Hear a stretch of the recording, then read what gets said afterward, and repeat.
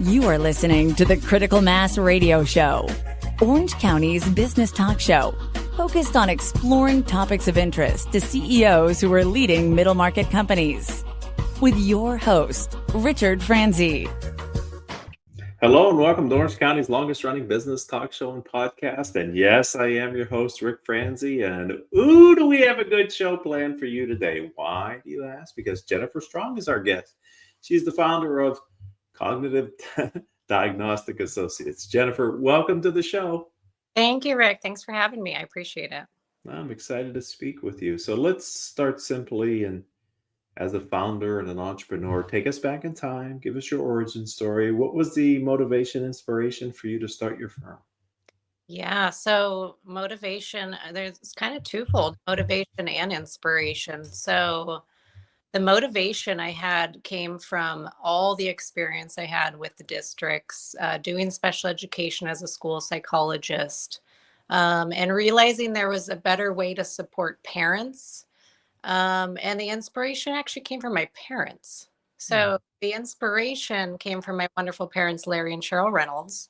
They owned a private practice up in Alaska, and my father was the only town physician doing medicine in a small village up in Seldovia, Alaska. I'm very proud of my town. And so they inspired me because they opened their own business. So, yeah. So I have to ask, a little different living in Orange County than in Alaska, isn't it? Absolutely. Yeah. So I've been in California since 2000, Northern California first, and then Southern California. So it is definitely different. Yeah, we go up every summer though. That would be the time to go, I would think, is in the summer. Yeah, summer's the best. So it's nice and warm. So very inspiring culture. It's back up there to see everybody. Well, that's a fantastic origin story. Thank you for sharing it with us. So let's talk about Cognitive Diagnostic Associates. Explain to us kind of the business model. You know, who are you helping? What problems are you solving for them? And then talk to me about the type of people that become clients that you feel like you can provide the highest level of service for. Yeah, so the business model has not been out there before in our field. We are the largest special education company now in the nation. We service all 58 counties in California, and we're going to grow to other states. But we do have over 44 practitioners now and growing in the company. And so we deal with special education where parents aren't in agreement with the IEP documents. So that could be special education, could be ADHD, autism, dyslexia, any of them, right? And then we help parents understand their educational rights, which is federal law, that they are entitled to funded outside evaluation. And that's where we come in to help support them through those IEPs. Okay, so you use the technical jargon. I need you to define what that means. Yeah, so IEP, Individual Education Program, that's a document when special ed kids are under protections with the federal regulations. And so if they're not doing great in school, they're not getting great grades, they're not socializing very well, we do test them. We look to see if there's a disability. And then if there is, they're eligible to have an IEP document. And it's the document that kind of outlines what they need, right? And so sometimes parents do not agree with the district results and they want a second opinion. And that's where our team comes in. And we're the only team that does this at this scale, and this size and this magnitude, to have all providers under one roof, such as a speech pathologist, psychologist, occupational therapist. We have everybody in the company that a child might need. And if you said it, I'm sorry I missed it, but what age range do you work with, Jennifer? Yeah, so birth to 22 typically. Kiddos can be on IEPs up until 22, and that 22nd birthday, they're off the IEP and out of the school district.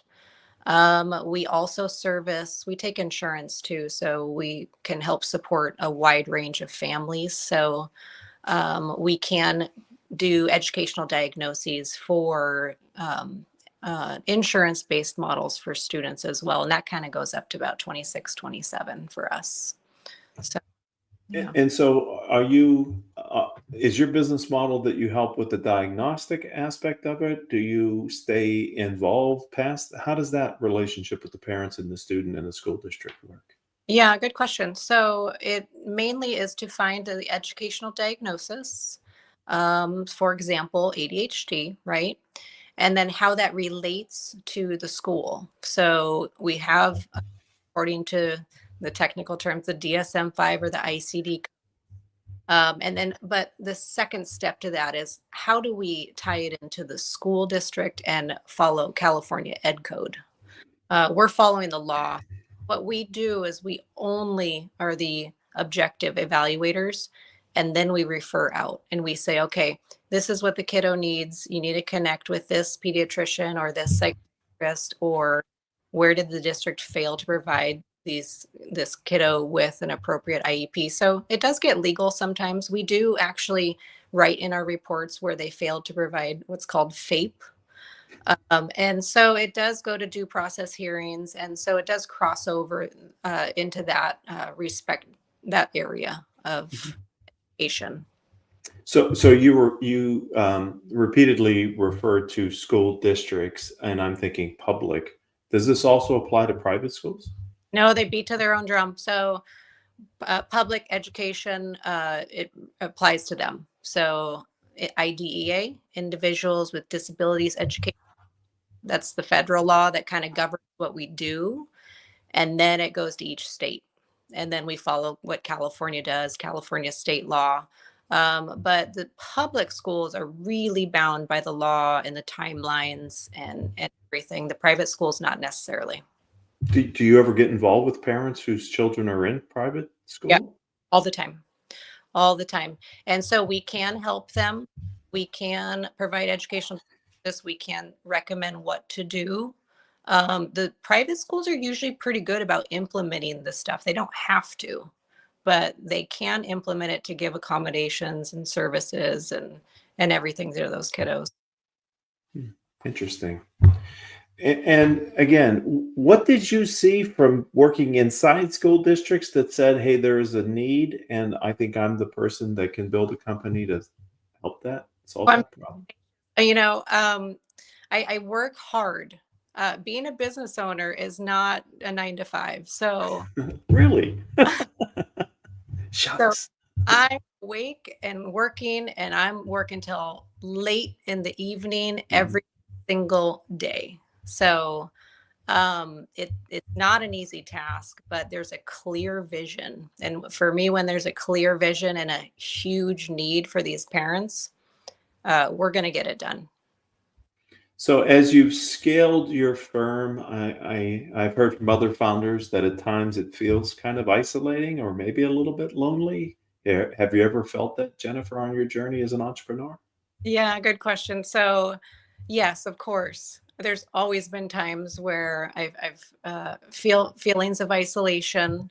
I do know that I have a good team around me. So even though I do experience some of those feelings, I do rely on my mentors, my peers, my colleagues to really give guidance when needed, right? Mm-hmm. So yeah, those feelings do come into play, especially when there's flexibility with hybrid work, right? Where we can all now work from home, or we can go into the office, and so you kind of have to set your own schedule and be really disciplined. But yeah, very, very good question on that. So you mentioned earlier, Jennifer, that your firm, Cognitive Diagnostic Associates, is the biggest in your field. Mm-hmm. Are there many others in your field? Were you a fast follower, early mover? How did that come? There are many in our field, but there's Okay. operations. So it would be a licensed educational psychologist, maybe a handful of them. But it wouldn't be the psychologist, the speech path, the occupational therapists. We even have physical therapists. We have adapted physical education specialists. So this is not new to have outside evaluations. What is new is the concept and the scale and the size of it. And so that's your inspiration, that's your genius, as it were, to build a business model that had all that. And the results are the scaling and to become a dominant player, especially here in California. Yeah, I took action on it, but I do want to give credit to my peers because I asked around, like, okay, what are we missing? How are we not reaching the parents? Why do they not know their rights? Like a lot of them are like, oh my gosh, I didn't even know my educational rights. I didn't even know you could get this. It was complimentary. Mm. So I really used a lot of the, asking questions and listening from all the peers on what we really needed. So this may be a question you're not comfortable answering. I'm almost not comfortable asking it, but I have you, so I can't resist. So you can decline. Um, is the incidence of the need for specialized education, IEPs, I believe you said, is that increasing, or has it always been there and something's just more, there's more diagnoses? What is, can I ask you that question, and can I ask for your opinion? No, I'm a statistics person, so I love data. Data, Okay.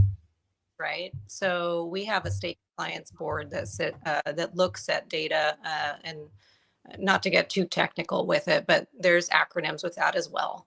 But it looks at, are we over identifying kids? Are we over identifying certain populations? So the short answer of that is I don't know if we have too many kiddos now being more eligible for special education, but we are, for the most part, in some districts that I have worked with, been compliant, meaning that there isn't too much of a over identification in certain areas or certain ethnicities or that case. I don't know about the rest of the state because it really tracks the entire state and the entire nation.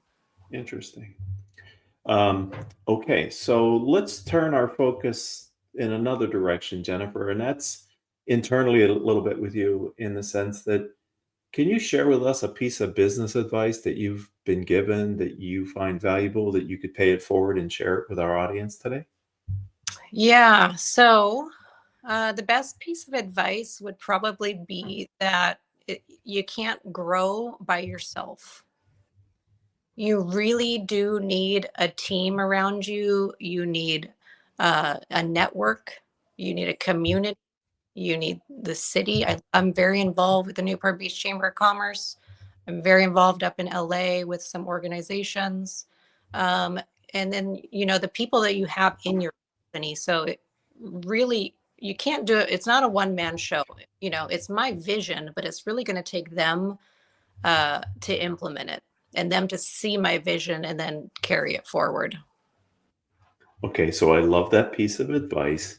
And I'm curious, when did you receive that? When you were as an entrepreneur in your current, or earlier in your career?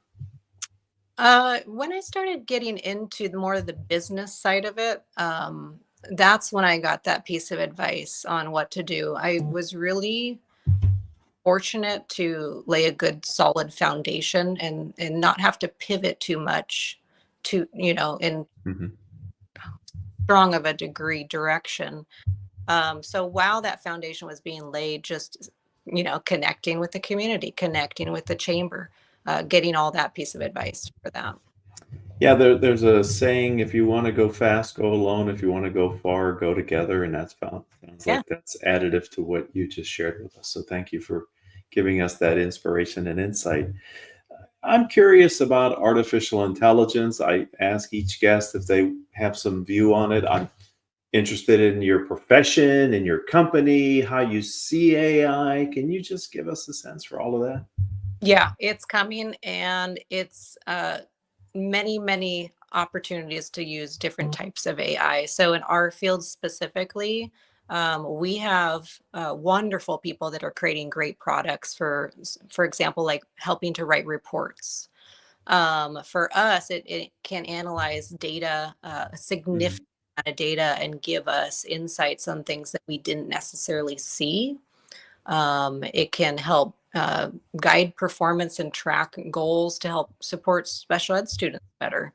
So I do see that it's really coming into play in our field, and I see a lot of wonderful practitioners in their own right around the nation creating their own products with it. I would think, and this may be, again, it's one of those questions. I don't know if it's the right question to even ask you, but I would think in your area of brain science, if I can refer to your profession in that way, there's maybe a double-edged sword with artificial intelligence, and how it could be I mean, it's a dangerous. Your brain is a very important organ in the body, and we have to be very careful how we treat and manipulate it. So I Mhm. would think the AI usage in your profession has to be somewhat regulated, watched, guarded, and really made sure that it's done properly. So Yeah, I follow it closely. You make a good point with that, but I will say that it's just a tool. So you still need an educated practitioner to, it's like driving a car, right? When you were 14, it's different than you were, older. And I say 14 because that's when you can drive in Alaska. I was going to ask you that. Are you up there driving a pickup truck? What are you doing up there in Alaska? At 14, we can all drive up there. But it's a tool. You use the tool, and it's how you interface with it and prompt it and use it and analyze it. So you really, really need to actually be trained enough as a psychologist to use that tool. Yes. Yes. Okay. So you've had great success so far. There is no reason to think it's not going to continue and maybe even accelerate. So, Jennifer, take us on a journey. What do you see as what's your vision for the future of your firm? Yeah, I mean, it's going wonderful. It's better than I have ever imagined. So the vision is to continue to grow. Right now, we're doing a great job with California, and we are in all 58 counties. The vision is to grow to other states, so we'll start looking at Nevada and Arizona, Texas, and you can see that on the website. You can see the city we're going to be in. So bringing our services there with those licensed psychologists in those states to help support those kiddos. So maybe help me to understand this, because this is a blend of federal law and states, because states run the school districts and the public schools, right, with federal mandates and funding, etc. So when you're going into these other states, is there much difference in what you need to know and how you can support the parents, or because it's federal law, is there sort of a common set of expectations that you can operate to? Yeah, we all beat to the federal law, and the funding actually is Pot B. And then Is what? called the Pot B. Oh my God. The state law is different, right? Okay. Just slightly. So we all, look at California Education Code. That's our code, right? Okay. Down to the SELPA, the Special Education Local Plan Agency, which encompasses a few districts, and then it goes down to the district. So that's all policy, right? But mainly we're looking at federal law, and then we're looking at state law and what California Ed Code says, and then we pull from a lot of case law that happens. So it sounds to me, in your business model, for you, in order to grow, you need to find the local practitioners who can be on your team. Is that true? exactly. Yep. So the local that are licensed there. So for example, we do have one practitioner in the company she's both licensed here and in Ohio. So that could be a possibility in the future, given the market. We have another psychologist that's licensed both here and in Nevada. So we are going to have an office in Las Vegas. We just don't know when. Well, we do know when, but strategically, we're going to roll it out with certain states according to the law, and then certain cities. So part of it is their licensing ability for states other than California. correct. And each of them is slightly different because there's a board that typically governs them, right? Mm-hmm. So strategically, we are looking at that specifically with Arizona, Nevada, Texas right now. So this, again, I guess I'm out on thin ice a lot with you. Maybe it's because you're from Alaska, although I'm sure they have very thick ice in Alaska in a lot of parts. But it feels like there's a certain amount of bureaucracy that you need to be able to navigate. And if that's true, being inside of districts as a school psychologist, was that a benefit to understand kind of how to maneuver? Yeah, it's a blessing in disguise. I got to experience many districts in Southern California and actually make good relationships with them. So I know them from working with them. So that is a big help. But you are right with it being, you have to have your connections at the state level and with the Board of Behavioral Sciences, whoever's governing you, to help support this vision. So, off topic, any movies or TV shows that I've never been to Alaska yet, but it's on our bucket list. It looks magnificent and majestic. Is it for a native, for someone who grew up there? Do you see it that way as well? Percent see it that way. It is an amazing place. It's everything you see in the pictures or hear from any of your friends that have gone. It's a different culture. So, but it's a wonderful group of people up there. So it's my home. So you were raised there. I was raised there. My parents are Californians. Oh, wow. My family's all in medicine. So my grandfather was a physician and my uncle is actually local retired medicine from here in Laguna Beach, California. So I was raised by Californians, but I grew up in Alaska. Wow. Wow, what an interesting journey. What an interesting life you've had so far, Jennifer. And thank you for building this company. If someone would like to connect with you, and who wouldn't, if they have a need, or learn more about the company, how do they do that? Yeah, so social media channels, we're on all of them. You can also go to our website too. There is a 15-minute consultation form to complete. And so we have a big presence on social media. We have a lot of satirical information and videos on TikTok. And so you can connect with us that way or just give us a call too. The old fashioned way, right? So what was the inspiration to launch a marketing plan or an idea through TikTok? Where'd that come from, Jennifer? I love it. I think it's great. Connecting with the community, because with community members here in town, they have given inspiration. So they have said, you know what, TikTok's got wonderful SEO, which is an acronym just for. And so I took the advantage of that and I said, let's do TikTok and let's get out there. And a lot of people are doing, a lot of professionals, doctors' offices, everybody around the nation are doing TikTok and videos. Yeah, I'm a fan. Yeah.